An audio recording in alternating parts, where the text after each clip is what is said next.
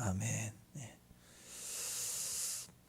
자, 내가 노래하며 나의 마음을 다하여 찬양한다. 이렇게 예배한다는 거죠. 예배한다. 찬양하고 기도하고 예배한다.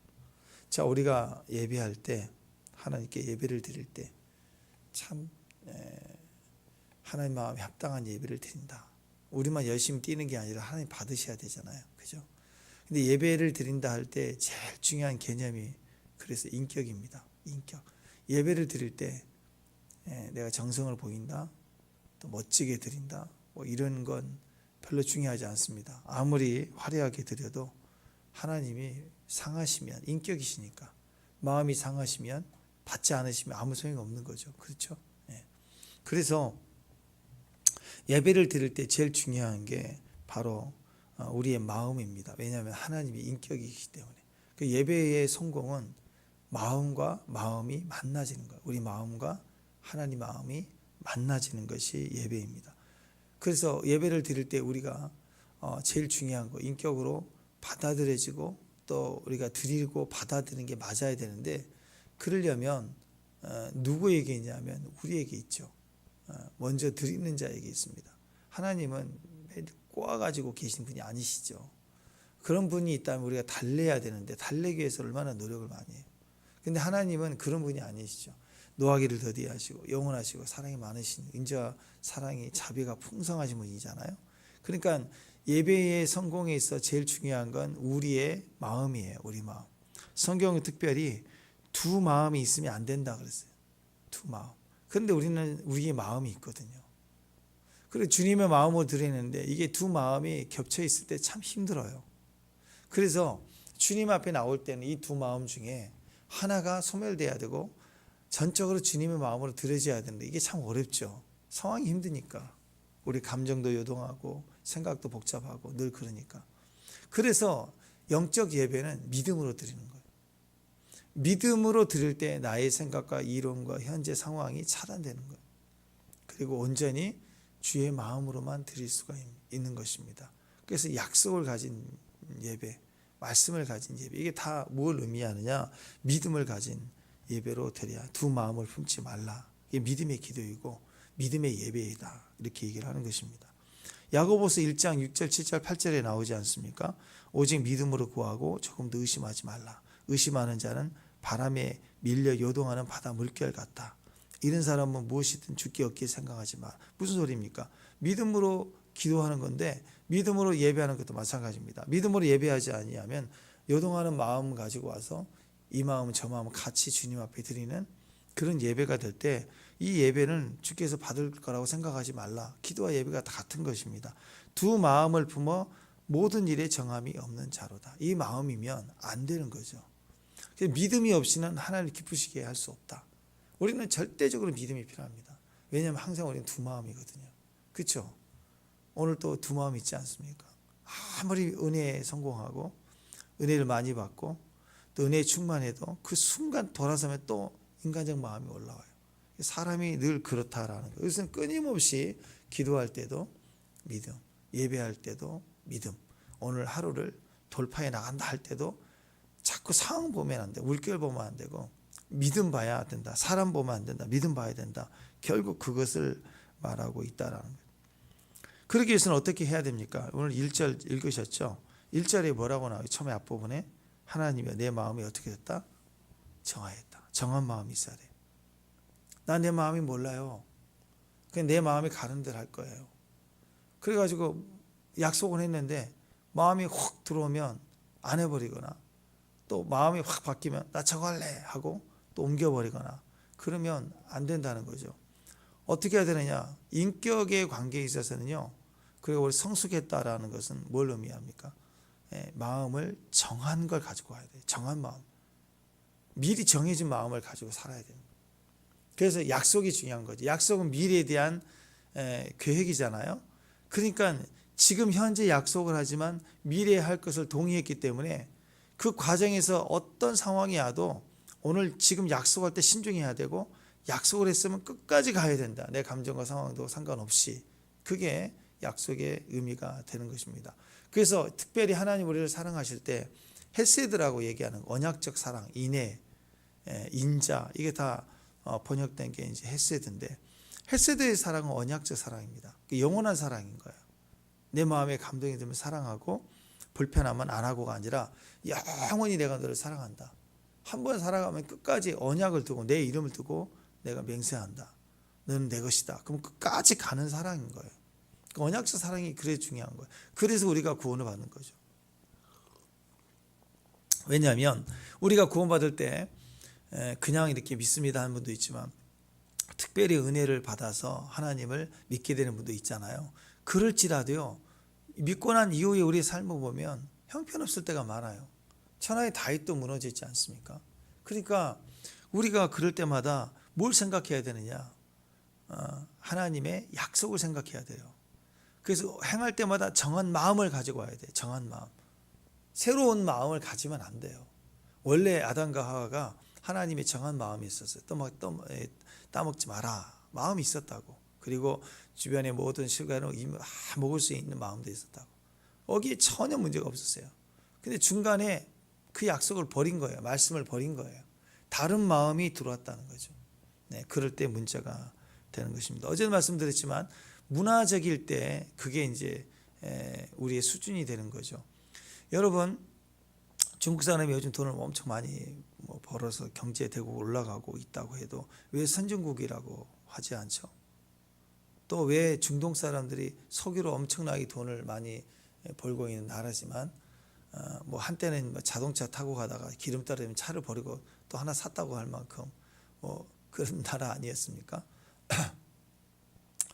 물론 전쟁이 있다 뭐하다 그래도 돈이 많은 나라, 그래도 선진국이라고 하잖아요. 왜 그래요?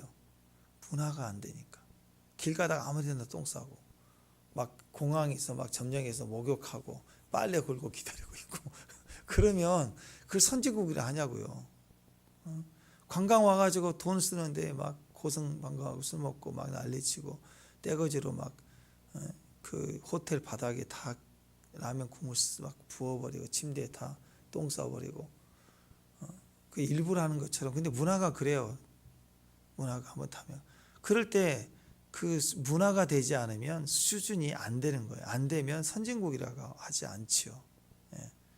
그걸 의미하죠. 문화가 돼야 되는데, 문화가 되기 위해서는 그 사람들 속에 마음에 정해진 게 있다고. 꼭 법으로 정하지 않아도 정해진 마음대로 그게 익숙해질 때 그것을 우리가 문화라고 얘기합니다. 문화가 돼야 되고, 문화가 될 때 수준이 되는 것을 말하죠. 근데 마음이 나눠져 있으면, 다른 마음을 갖고 있으면 그게 되지 않습니다. 그래서 문화가 되려면 뭘 해야 되냐면 언어가 들어와야 돼요. 그래서 우리가 지금 일본어를 하지 못하면서 일본은 이렇다 저렇다 얘기하는 건 그냥 아는 상식, 밖에서 보는 거예요. 이 집이 비가 새냐 안 새느냐는 밖에서 보는 거예요. 저는 집이 참 신기합니다. 밖에서 아무리 볼 때 튼튼하게 지었어도요, 가서 막 하자가 있는 집 막 누수 생겨요. 근데 밖에서 볼 때 이 집은 막 다 쓸어가진 초가집이고, 이거 아주 비 올 때 다 새겠다. 근데 들어가 보면 비 한 방울도 안 새는 집도 있어요. 사람이 살면서 계속 있는 집들은 비가 안 샌다고. 몰라요. 들어가 봐야 아는 거예요. 언어를 해야, 언어가 들어오면 그 언어에 문화가 생겨요. 그래서 일본어를 해야 일본의 문화가 익숙해져요. 우리 안에 익숙해 들어온다고. 우리 안에 세상 언어가 계속 있으면 우리는 세상 문화에 익숙한 거예요. 우리 안에 갑자기 천국 언어가 들어와요. 말씀이 들어오고, 말씀이 자리를 잡으면 말씀의 문화가 들어와요. 천국 시민이 되는 거예요. 우리가 한국 언어를 가지고 있기 때문에 중국 가도 중국 사람이 아니에요. 한국 사람이에요. 거기 이민가 살아도 우리는 철저히 한국 DNA를 가지고 있다. 언어가 있으니까. 그 언어를 배워도 중국 문화를 좀 알고 경험을 해도 중국의 그 향 맛을 좀 익숙해서 중국 맛도 안다고 할지라도 김치 맛은 영원히 있는 거예요. 우리가 하나님 나라의 언어를 배워야 됩니다. 하나님 나라의 의식 구조와 인격을 배워야 돼요. 문화가, 언어가 또 하나님의 언어가 들어와야 돼요. 생각하고 말하고 행동할 때 마음에 두고. 그래서 그게 이마에 손에다가 표를 하라 그거 아니에요. 테필린을 해서 말씀을 손에다 맨다. 그 말은 삶을 살아가는데 행동을 하고 이마에다 두다. 생각하고 말씀을 생각하고 살아라. 그게 천국 백성의 모습 아니겠습니까?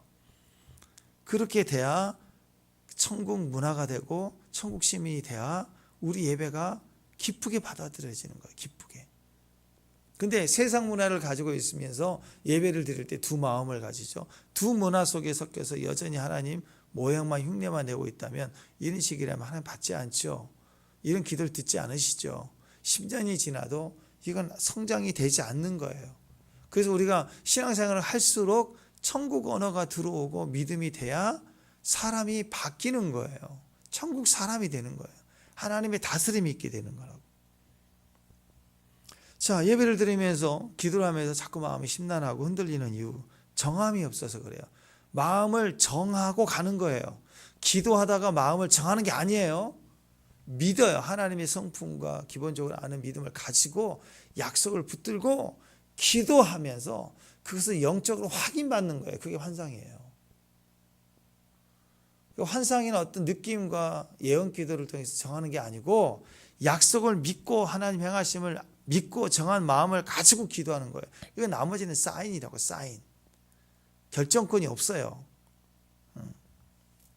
그래서 우리가 기도가 풍성해요. 정한 마음을 가지고 기도해야 기도가 풍성해집니다. 정한 마음을 두고 예배를 해야 예배의 요소 안에 찬양과 말씀과 요소들이 나를 풍성하게 한다.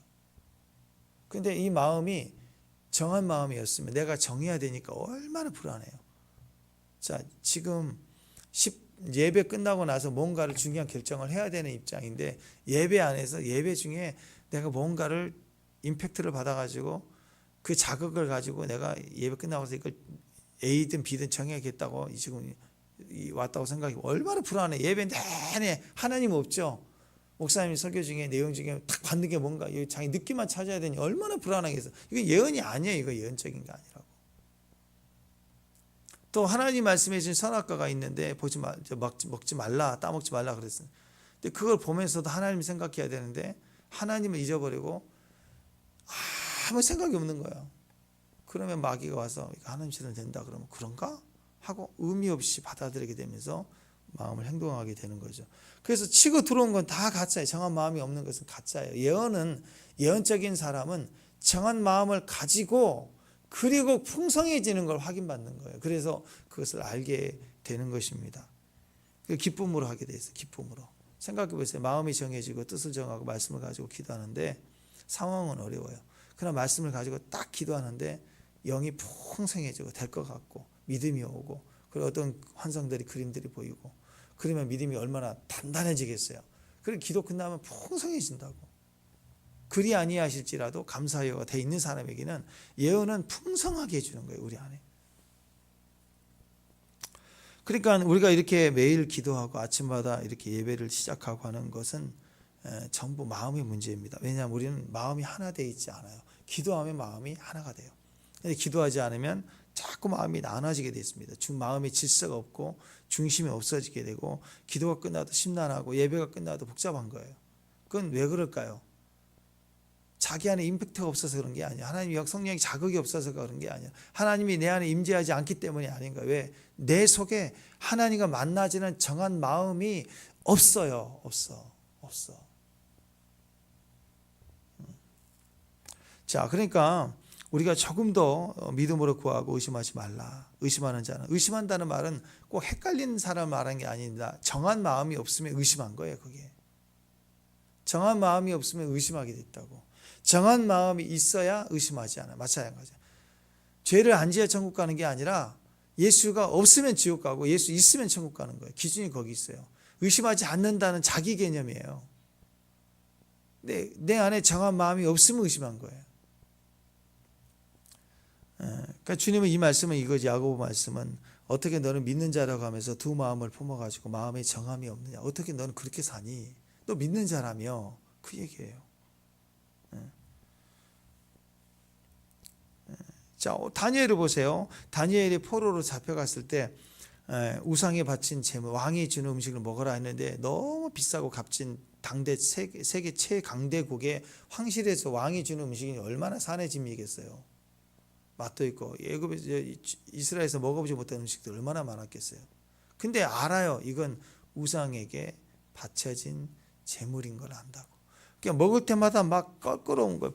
불편한 거예요. 그러니까 다니엘이 어떻게 했느냐? 다니엘서 1장 8절에 보면 다니엘은 뜻을 정하여 그래서 마음을 정하여 왕의 음식과 그의 마시는 포도주를 그 포도주로 자기를 더럽히지 아니하리라 하고 자기를 더럽히지 아니하도록 환관장에게 마음을 뜻을 정하여 구하였더니 환관장이 도와주잖아요. 은혜를 입었더라. 말하지도 않고 마음을 정하지도 않으니까 말도 못하는 거죠. 혼자만 갈등하고 괴로워하고 그렇게 주변도 다 안 도와줘요. 근데 뜻을 정하고 말하면 의외로 정하는 하나님이 이렇게 움직여주는 경우가 많아요. 그러니까 이 아무리 풍요롭고 값비싼 음식이라고 해도 영이 불편합니다. 마음이 찝찝해요. 그때 다니엘이 먹지 않기로 뜻을 정하였다. 마음을 정하였다. 정한 마음을 가지고 요구해요. 아니 환관장에게 책임자에게 얘기하는데도 뜻을 정하고 분명히 서서 얘기를 하는 거 그게 들어주잖아요. 뜻을 정하여 얘기를 하면 하나님 들어줘요. 아니 환관장에게도 뜻을 정하는데 하나님께 나올 때도 뜻을 정하여 얘기를 해야죠. 이것은 내가 결정할 테니 하나님 따라주세요 그게 아니죠. 하나님 뜻 안에서 내가 정한 거예요. 하나님 얼마나 기쁘겠어요. 여러분이 누군가에게 또 여러분 자녀에게 얘기를 해요. 그래도 우리가 너한테 중요한 시점이고 우리 가정의 중요한 시점이 9시부터 저녁에 30분씩만 나랑 같이 한 달만 좀 기도했으면 좋겠다. 그랬더니 일단 알았대. 근데 좀 있다가 하기 싫은데 막 불편해갖고 있는 것보다 딱 생각해보더니 와서 엄마 그래 한 달 동안 나한테도 의미가 있을 것 같아요. 힘들지만 한번 해볼게요. 그래서 딱 정해서 제가 한번 해볼게요. 딱 그러면 여러분의 부모라면 어떤 마음이 들어요? 이양할 거지만 징징거리지 와서 억지로 하는 것보다 뜻을 정하여서 반응 한번 보여주면 엄마 입장에서 막 다 해주고 싶죠. 막 칼국수부터 시작해서 다 해주고 싶죠. 하루 종일 생각한다. 하나님도 그래요. 별거 다 주신다고 그 뜻을 정하면 뜻은 내가 정한 게 아니고 하나님이 말씀을 따라서 아멘 하면 믿음으로 정할 때 그때 하나님의 응답과 기쁨이 클 수밖에 없다라는 거예요. 그러니까 환관장 지가 뭔데 까불어 이렇게 정하는데 그러니까 환관장이 은혜를 입잖아요. 그런 경우 많아요. 선교 갈 때 그럴 때가 많아요. 예전에 제가 선교에 있을 때 그 중국 선교 가자고 그럴 때도 모 기업에 비서했어. 비서 똑똑한 자매라고 엄청 똑똑한 자매. 근데 안 된대. 도저히 안 된대. 자기는 비서실 안에서도 밑에고 너무 바빠서 휴가도 안 되는데 돈은 많이 주는데 근데 어떻게 일주일을 빼요? 휴가도 안 되는데 명절 때도 못 가는데 근데 마음을 정했어요. 정하고 해보고 어차피 안 되면 안 될 거라고 하고 근데 얘기했더니 그 책임 비서장이 그래? 그럼 갔다 와 그러더래. 너무 쉽게. 그런 예가 많아요. 안 된대. 직장에서 나와야지만 된대. 이런 상황인데도 정하게 얘기하면 그래 하고 넘어가는 거예요. 하나님이 쉽게 풀어줄 때가 많습니다. 제일 중요한 건 우리 마음이에요. 어떤 기도의 헌신, 새벽의 헌신 다 마음을 정하는 거 그게 굉장히 중요한 거고 마음을 정할 때 인격적으로 굴욕적으로 힘으로 눌린 게 아니라 인격적으로 내가 정하면 상대자는 엄청난 기쁨으로 우리를 받아주고 하나님 움직여 주신다. 예배와 기도의 가장 중요한 키는 뜻을 정하는 겁니다. 뜻을 정하면요 하나님이 일을 하기 시작합니다. 축복합니다. 뜻을 정하면 하나님이 일을 하기 시작해요. 여러분 시간은 기다려주지 않는다. 끝까지 가보기 전에는 아무것도 모른다. 이런 말도 많이 들어보셨죠. 이 말을 한 사람이 일본 소설가 무라카미 하루키라는 사람, 이 작가예요. 이 사람이 했던 말인데 전 세계적으로 많이 지금 하는 얘기 중에 하나잖아요. 이분의 특징이에요. 매일 2시간씩 달리기를 매일 2시간씩 하는데 30년간을 계속 반복했대요. 30년간을. 쉬운 일이 아니죠. 겨울에도 그렇고 2시간씩 뭐 1시간 할 수도 있고 바쁠 때는 또 모르고 또 오후에 할 수도 있고 그러잖아요. 어쨌든 2시간 달리기를 매일 30년을 했대요. 얼마나 이게 대단한가. 이 사람의 얘기입니다. 어떻게 하면 가능한가? 결심하지 마. 2시간씩 뛰겠다고 결심하지 말고 하지 않으면 안 된 일로 생각해라. 이건 하지 않으면 안 되는 일로 정했다는 거야, 마음을. 근데 결심을 해야지, 결심하면 다 안 된대. 자기 따라서 조금씩 해본 사람들이 1시간 정해도 뛰는데 안 되는 이유가 결심하는 거야. 결심하는 거야. 계속.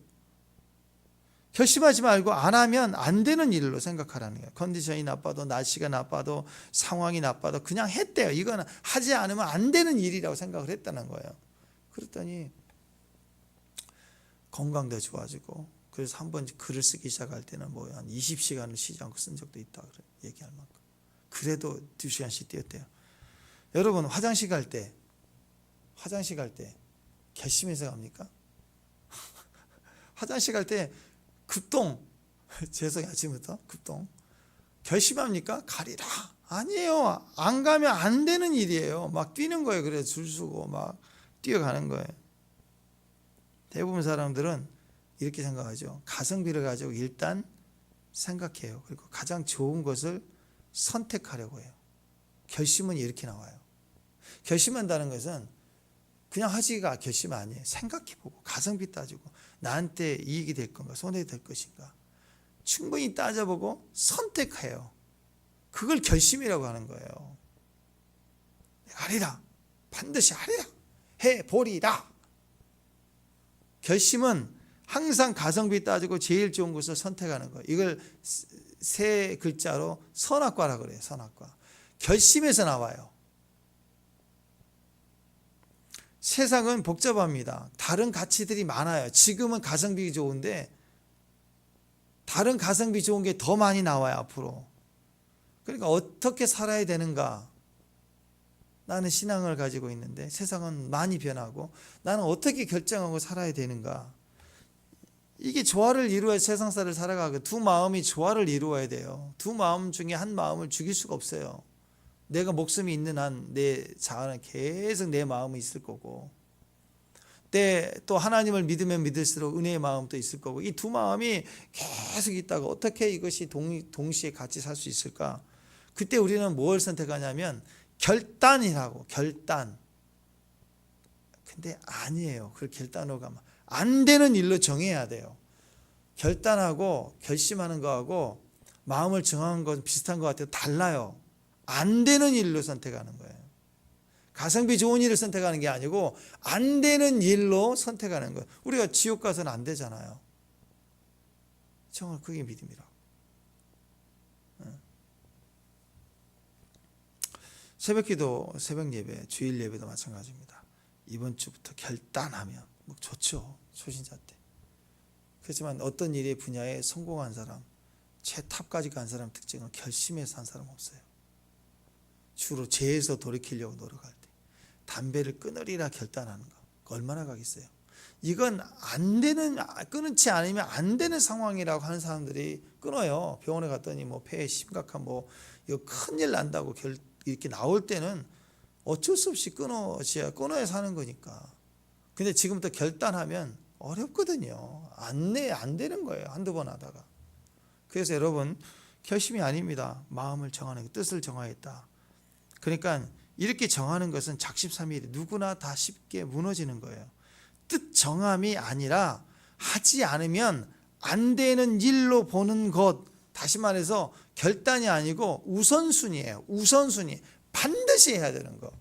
반드시 해야 되는 거. 아무리 중요한 일을 해도 한 새벽 3시 넘어가면 자야죠. 그죠? 일은 중요한 일이 있지만 내일 망치지 않으려면 자야 된다고. 새벽 3시 정도면 아무리 중요한 일. 그죠? 매일 잠을 자려고 하는 게 아니라 안 자면 안 되잖아요. 우리는 잠을 선택하는 거 당연하게 생각하는. 밥 먹는 거. 그죠? 나이 드시면 호주머니 사탕 하나씩 가져간다고. 왜 떼놓치면 막 떨려요. 혈당 증세 오고 막 현기증 날라 그래요. 막 밥심으로 산다. 어느 순간부터 밥 한 끼 안 먹으면 막 온 힘이 떨린다고. 그 다음에 이제 사탕 하나 물만 살고 그런다고. 사탕 쳐다보지도 않았는데. 그게 왜 그래요? 그건 당연하다고 받아들이니까. 마찬가지입니다. 기도하는 거, 예배하는 거, 축복하는 거 당연하다고 생각해야 돼. 선교가는 거 선택 아니에요. 당연하다고 생각해야 돼. 선교 갑시다 하면 그때 결단하려면 늦어요. 지금부터 당연하게 생각하고 가야 돼요. 당연하게 잘 될 걸 생각해. 하나님 도와주실 거. 당연하게 우선순위가 하나님이다. 기도자, 예배자, 선교사는 당연한 사명이다. 그 선택의 권한이 없어. 우리에게 결정된 거예요. 결정된 거. 그래서 다윗의 예배, 승리했던 그 예배의 축복도 다윗은 항상 정한 마음이 있어요. 기도하고 봤더니 정해졌습니다.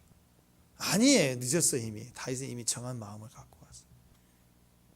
오늘 1절 말씀 다시 봅니다. 1절 다시 보면 하나님이 내 마음을 정하였으니 내 노래가 노래하고 나의 마음을 다하여 찬양한다 그랬는데, 여기 보면 내 마음을 정하였다, 이 마음이 후반부에 나의 마음을, 이게 다 마음이 달라요. 다른 글자야. 하나님의 내 마음은 우리가 아는 마음이고, 나의 마음이란 이 단어는 이전 개역 성경이 더 번역을 잘했다고 생각합니다. 나의 심령으로 찬양하리로다 그랬어요. 왜냐하면 언어가 다르니까. 그러니까 하나님은 내 마음을 정했습니다. 이제 정했어요. 딱 뜻을 정하여 마음을 정했어요. 우선순위를 정했습니다. 그리고 나니까 내가 노래하고 내 마음을, 내 심령, 이게 뭐냐면 언어로 보면 카보드예요. 카보드. 카보드는 영광이란 뜻입니다. 무게감이란 뜻이에요.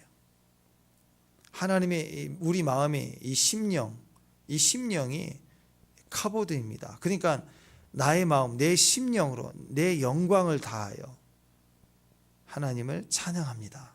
심령은 카보드인데요. 무겁다, 영광, 존귀. 예배드릴 때 솔로몬의 그 성전이 봉헌될 때 영광의 구름이 덮쳤죠. 그 영광이 카보드예요. 모세의 성막이 완전히 봉헌될 때 하나님의 성막에 구름이 가득하니 그 영광이 카보드예요. 그러니까 이것은요, 마음을 정하는 것은 신념의 문제가 아니에요. 확신, 신념, 그런 게 아니라 영적인 충만이에요. 우선순위로 하나님을 두는 것이 영적 충만인 거예요. 그리고 여기에 굉장히 놀라운 영적 원리가 있습니다. 신기하게도 사람이 기도를 1시간, 2시간 세게 해야 영광이 임하는 게 아니라, 신기하게도 사람이 결단을 하고 마음을 하나님께 정하잖아요. 우선순위를 딱 정하면 그때부터는 심령에서부터 무게감이 생겨요. 우리 심령에서부터 무게감이, 임재가 있고 충만해지고 그 공간이 하나님 영광의 무게감이 정확하게 끼어요. 묵직한 예배가 된다고. 그건 노래를 많이 하고 찬양할 때가 아니에요. 이 영광의 무게를 가진, 심령을 가진, 뜻을 정한 사람들이 오잖아요. 그러니까 주일날 예배 드릴 때 저는 그 예배를 몇 번 이렇게 경험해 봤는데, 저는 매주 그랬으면 좋겠어요. 성도들은 오늘 예배 임할 영광이, 기대감이 충만해요. 그러면 심령이 벌써 뜻을 정한 사람들이 예배로 오잖아요. 예배로 올 때 주일날 찬양 시작하기 전인데 교회 안에 영광이 가득해요. 충만해, 묵직해요. 누른다고, 위에서부터 덮는다고, 구름이. 할렐루야. 그러니까 뜻을 정한 사람들이 오는 거. 레이지파 사람들처럼 벗기를 메고 다니는 것처럼 이미 하나님에 대한 마음을 정하고 모이면, 하나 둘 겹쳐지면 그 공간이, 영광이, 임재가 강력해지는 거예요. 강력해지는 거예요.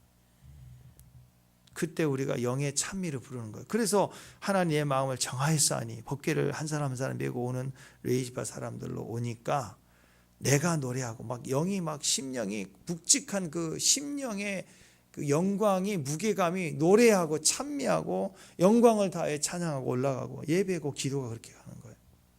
그러니까 특별히 그 다음 절에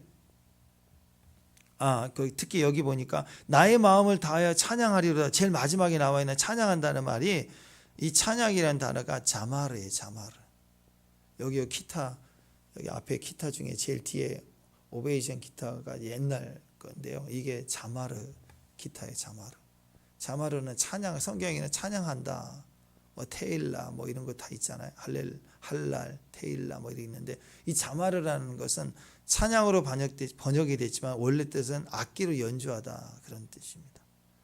그러니까 여러분, 몸으로 찬양도, 몸 찬양도 있고, 노래를 불러 찬양하고, 소리를 질러 찬양하고, 엎드려 찬양하고, 다 춤추고 찬양 다 있지만, 어떤 사람은 악기로 찬양하는 거예요. 악기를 연주하다가 찬양해. 다윗이 그랬죠. 영광이 가득한, 심령이 가득한 다윗이 수금을 타니까 수금의 음악의 찬양에 임재가 실려서 기름 부음이 임하니까 사울의 악신이 떠나가 버리죠. 그런 영역들이 있었다라는 거예요. 마찬가지입니다. 그래서 2절로 이어지는 게 비파와 수금아 깰지어라, 그렇게 시작하는 거예요. 1절에서 내 마음을 다해 심령에서부터 묵직한 하나님의 영광의 무게감으로 자마르 악기를 치기 시작한다. 그러니까 내 영혼이 찬양할 뿐만 아니라 내가 노래할 뿐만 아니라 내가 노래하며 그게 찬양이고 내 마음 심령의 기름 부음이 악기를 통해서 연주한다. 그러니 내 주변에 있는 비파와 수마 모든 악기들은 춤을 출지어다. 이 피아노와 예언하라. 막 따다다다다다 피아노가 땡땡땡 악기가 막 예언하기 시작하는 드럼 예언하라. 둥둥둥 띠띵띵띵 하면서 막 또르르 띠띵 이러면서 악기들이 막 예언하기 시작하는 거예요. 어떻게 가능하죠? 어떻게 스판타니어서 악보를 벗어나서 비행기가 이륙하는 것처럼 악기로 연주하다가 예언으로 들어가느냐. 모든 사람이 심령이 영에서부터 이 카보드가 임하기 시작하니까 노래하고 춤을 추고 악기가 찬양하기 시작하면서 막 충만해져 버리는 거예요.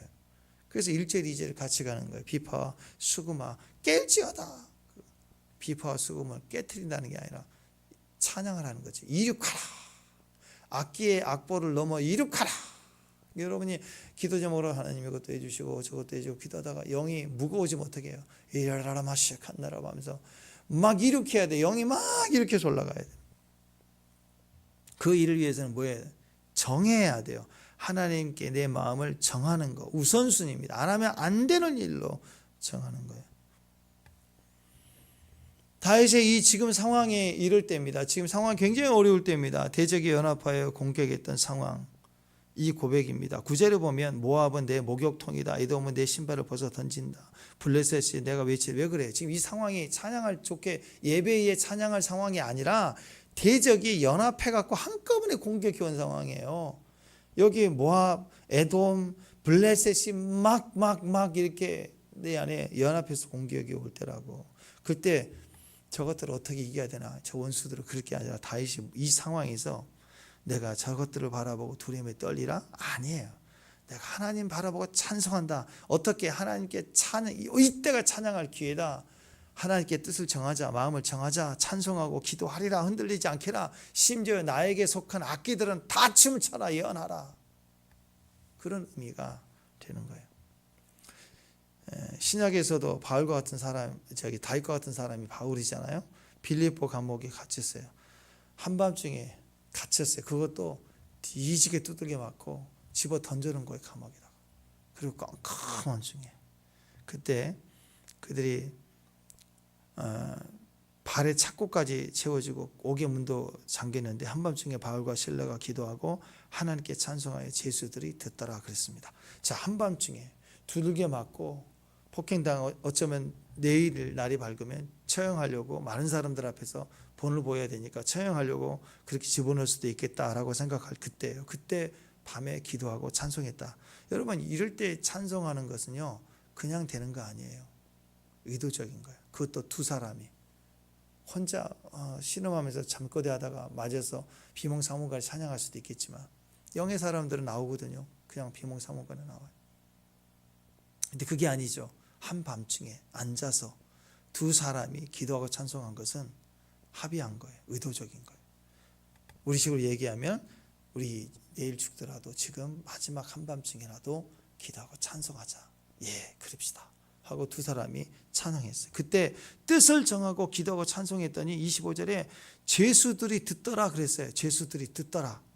그러니까 그 다른 방에 그 감옥에 있는 죄수들이 다 들어요.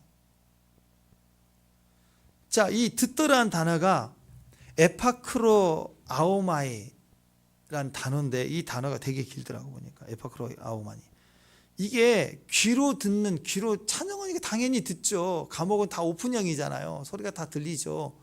감옥에서 귀로 듣는 게 아니고 이 단어가 어떤 단어냐면 마음으로 듣다라는 뜻이에요. 그러니까 골똘하게 듣고 심령이 감동되는 거예요. 바울과 실라가 화음을 넣었는데 노래를 잘했던 게 뭐 잘했는지 안 했는지 잘 모르겠어요. 어쨌든 심령으로 들었어요. 감옥에 있는 사람이 울었어. 감동을 받은 거예요. 깊이 감동을 받게 됐다. 그러니까 어떤 일이 벌어지니까 나중에 지진이 일어나면서 막 옥토가 움직이고 옥문이 다 열려버리게 되잖아요. 그때 간수들은 자고 있었거든요. 간수들은 자고 있었는데 그 감옥에 있는 모든 사람들은 울렸다고 심령이. 그러다 옥문이 팍 열리고 자꾸 매지고 다 모든 문들이 제수들의 메인 것이 모든 사람들의 메인 것이 벗어졌다 그랬어요. 바울과 실라만 말한 게 아니에요. 다 벗겨져 다 날라요. 이게 하나님 뜻이라고. 우리가 울리는 심령을 노래하잖아요. 그러면 반항하고 다툰 죄를 지은 죄인들이 거기 실제로 로마 사람이 보기에도 죄인들이 다 들어온 거 아니에요. 죄 지은 사람이. 근데 그 사람들이 듣고 심령이 울리고 그 사람들이 변화가 되고 그 사람 묻고 있었던 것이 다 깨져버리고 박살이 나고 문이 열리고 새로운 시작이 되는 거예요. 얼마나 감사한 일들이 벌어져요. 심지어는 그 간수들이 졸고 있다가 쟤들이 무슨 일 할까요? 다 집어넣어놓고 야간에 자죠. 근데 지진이 나가지고 옥문이 옥토가 움직였대요. 감옥이 조금씩 이동한 거예요. 옥문이 열려버리고 제수들이 다 도망간 줄 알고 자살하려고 그러대. 어떻게 하나님 살리게 해요? 자살하지 말라. 예수를 믿어라. 우리 여기 있다. 다른 제수들은 아마 안 나온 거 보니까 다 자기 살 길을 도망간 것 같아요. 하나님 나를 살려주셨다. 기적으로 살려주셨다. 그러고 가서 예수 믿었겠죠. 이 간증을 가지고. 근데 이제 간수들 입장에서 어때요? 다 나갔으니 책임이죠. 어차피 죽을 거 지금 자살한 게 낫다. 그래서 죽으려고 그랬더니 스탑 하지 마. 그러고 나서 예수를 믿어라. 그래서 수종을 들고 감싸주고 가족이 다 예수 믿게 하고 한밤중에 벌어진 일이에요. 그 다음날 가면 어떤 일이 벌어져요? 그래도 책임 있잖아요. 제수들 다 도망갔으니 죽어야 되잖아요. 아니에요. 뜻을 정한 바울과 실라 두 사람 때문에 옥문이 열려서 사함받고 도망간 사람들 다 자기 삶 가는 사람도 있겠지만 이 간수들 얼마나 책임. 날이 새도 여전히 힘들잖아요. 그랬더니 나중에 어떻게 해요? 이 사건 사도행전을 보면은 이 사건을 다 보고는요, 이 위에 있는 사람들이 제발 떠나가 주시기를 바래요. 바울 신라는 제발 떠나가 달라고. 이게 다 무마돼요. 그렇게 이 사람들을 죽이겠냐고. 책임을 묻지 않죠. 제발 떠나가 주시기를 바라며. 제발 좀 가시면 안 되겠습니까? 뭐 이러면서. 다 살게 되고 다 구원을 보게 되는 기적이 일어나게 됩니다. 전체가 구원을 받게 됩니다. 어떤 사람들 때문에 뜻을 정하고 찬성하고 기도하는 사람들. 나중에 다니엘도 사자군에 들어가서 나올 때도 대승이 됐던 이유도 뜻을 정하고 마음을 찬송하고 기도했더니 그렇죠. 바울이 그 안에서 뭐 있겠어요? 찬송했죠. 기도했죠.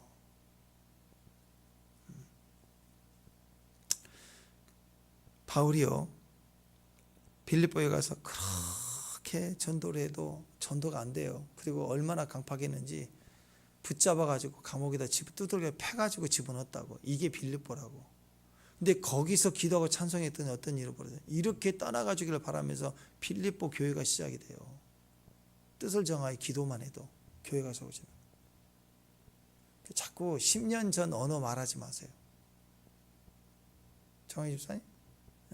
옛날 언어 똑같이 지금도 말하면 안 돼. 그게 문화가 돼버려요. 망한 문화, 멸망의 문화 말하지 마세요. 현실을 말하지 마세요. 지금 언어를 바꿔야 돼. 천국 언어로 바꾸고 믿음을 말하고 믿음으로 도전하고 믿음으로 계속 선포하고 믿음으로 계속 기도해야 돼. 그래서 천국 문화가 되고 하나님 다스리는 나라가 되고 그런 하나님의 움직임이 되고 세상이 되는 건데 계속 세상 언어 가지고 사는 거예요. 내가 천국 백성이. 그러면 안 되죠. 그게 기도하는 것보다 우선입니다. 뜻을 정하는, 하나님의 뜻을 정하고 하나님 내게 주신 약속 붙들고 하나님의 가능성을 말하고 그 가능성으로 뛰기 시작하면 옥문도 열리고 말도 안 되는 일들이 일어난다라는 거예요. 거기에 기도와 찬송의 힘이 있는 거라고. 기도와 찬송을 해야 뭐가 되는 게 아니고 시작으로 보자고. 근원으로 보니까 바울과 실라의 뜻을 정한 것부터 시작했다고. 믿는 하나님으로 정한 것부터. 감옥에서도 되잖아요. 다 살잖아요. 상황 말하면 안 되죠. 상황 말했으면 내일 우리 죽을 수도 있겠다. 그러겠네. 죽겠다. 그래. 죽는 거예요, 그러면. 너무너무 중요한 겁니다. 오늘 뜻을 정하는 1절 말씀. 1절부터 5절까지 쭉 보면은 뜻을 정하여 노래하고 자마를 하나님께 찬양, 악기로 찬양한다. 수금과 비파에 깨라, 새벽을 깨우겠다. 하고 쭉 나오잖아. 그랬더니 만민 중에 내가 만민 중에 하면서 막 찬양하잖아요. 주는 하늘의 높이 들리며 주의 영광이 온 땅의 높임을 받으십니다. 엄청난 수준의 예언이 나오는 거예요. 찬양이 나오기 시작하는 거예요. 감옥에서부터. 이게요, 시편 57편에 다윗이 했던 찬양하고 똑같아요. 사울에게 쫓겨가고 감옥에 아둘람 굴에 들어있었던 다윗의 시편 57편의 내용입니다. 깰지어다 수금마 비파야 깰지어다 내가 새벽을 깨우리로다. 주여 만민 중에 내가 주께 감사하며. 이 다윗이 했던 노래를 부르는 거예요. 무슨 말입니까? 다윗이 시편 57편에 사울에게 쫓겨서 도망 다닐 때 아둘람 굴에서 불렀던 노래인데, 그가 왕이 된 이후에 지금 모압, 암몬, 블레셋이 사방에서 나를 막 갑작해서 죽이려고 했을 때 그때를 기억한 거예요. 그때 사울 왕의 생명 앞두고 도망 다닐 때 땅굴 속에서 내가 불렀던 찬양, 뜻을 정하여 불렀더니 이게 내 안에서 자유가 되고 왕이 됐잖아요. 지금도 이 세 명의 나라가, 새 나라가 나를 위협하고 올지라도 내가 이 찬양하면, 이렇게 뜻을 정하여 찬양하면 이거 아무것도 아니다. 과거의 기억이 중요한 거예요. 과거의 기억. 축복합니다. 한 번은 끝내지 마세요. 우리에게는 엄청난 과거가 있죠. 구약 신약이라는 로고스란 말씀이 있잖아. 이 말씀을 들으면 그 말씀을 끝내지 말고 하나님을 경험했던 그 경험을 내게 가지고 와서, 또 내 삶의 과거에 내가 경험했던 응답이 있다면 다시 그 말씀, 그 찬양, 그 말씀 붙들고 가는 거예요. 이게 너무너무 중요해요. 너무너무 중요해요. 여러분 적어도 거룩한 가스라이팅을 하셔야 됩니다. 여러분 가족들이 여러분 보시면 다 그 찬양, 그 찬양. 우리 엄마는 맨날 기승전 4주를 가까이, 뭐 예를 들어서 여러분 18번을 주변이 가족이 알게 해야 돼요. 그게 전도고 전도지고, 그 찬양만 하는 거예요. 주구장창 무슨 일이 터지면 그 말씀에, 그 찬양에, 또는 그 말씀 하나만 계속 주구장창 하는 거예요. 가문에게, 명문 가문에게는 그게 흘러요. 렉갑자손에게는 그거 흘렀다고. 구장창 큐티 임재, 기도자, 예배자, 선교사로 살아야 됩니다. 구장창 그 믿음의 축복이 있기를 주님의 이름으로 축원합니다. 뜻을 향하여 기도하십시오. 하나님이 일하기 시작합니다. 축복합니다. 기도하겠습니다. 하나님 감사합니다. 하나님, 우리 마음이 주께 우리 말씀 주신 말씀에 정하였고, 그 말씀을 정한 마음으로 주 앞에 나갈 때 우리 기도의 힘이, 또 우리 예배의 힘이, 또 우리의 구제와 선교 사역의 강력한 하늘의 파워, 무게감이 하나님 우리 가운데 함께 합력의 선을 이루는 능력이 될 줄로 믿습니다. 하나님 앞에 뜻을 정한 귀한 종들 되게 하옵소서. 예수님 이름으로 기도합니다.